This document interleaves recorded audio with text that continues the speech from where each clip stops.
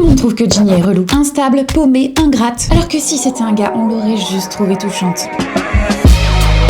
La seule et unique Ginny de la série Ginny et Georgia. Alors le truc avec ce perso, c'est que je trouve à la fois qu'elle est maxi touchante et à la fois complètement contre-productive. Grâce à ce personnage, la série, elle peut parler de sujets un peu deep comme la santé mentale, et ça franchement je trouve ça trop bien. Mais en fait, malgré le fait qu'elle cohabite littéralement avec une mère méga toxique, et que clairement elle fait comme elle peut, je trouve que ce qu'on retient de ce personnage, c'est qu'elle est pénible et capricieuse. Et je parle même pas du stéréotype de l'angry black woman qui est lui carrément raciste. Bref, si on inverse les genres, on se retrouve avec Clay Jensen de 13 Reasons Why et Otis Milburn de Sex Education. Deux gars qui sont eux aussi complètement paumés, mais à qui juste on excuse tout quoi. Franchement, on les voit pas comme étant too much. Et en vrai, tu vois, le fait de présenter toujours les meufs qui genre se laissent pas faire comme étant la chose à ne pas faire, ça a un impact et tu vois, je le vois directement sur moi. J'ai été sous l'emprise, disons, d'une personne très toxique pendant plusieurs années. Alors j'étais jeune, fraîche et naïve. Mais surtout, en fait, j'étais programmée à accepter de me faire humilier, qu'on me parle mal, qu'on me rabaisse, parce que genre, je sais pas, fallait pas faire de vagues, fallait pas contrarier. Et en fait, à cause de représentations comme Ginny, on a en fait dans notre tête l'image que de pas se laisser faire, c'est égal à être relou ou ingrate. Et cette personne, c'était mon boss, et je voulais pas être relou ou ingrate. Alors oui, on veut plus de meufs qui se laissent pas faire, et surtout que ce soit normal quoi. Et toi, t'en penses quoi?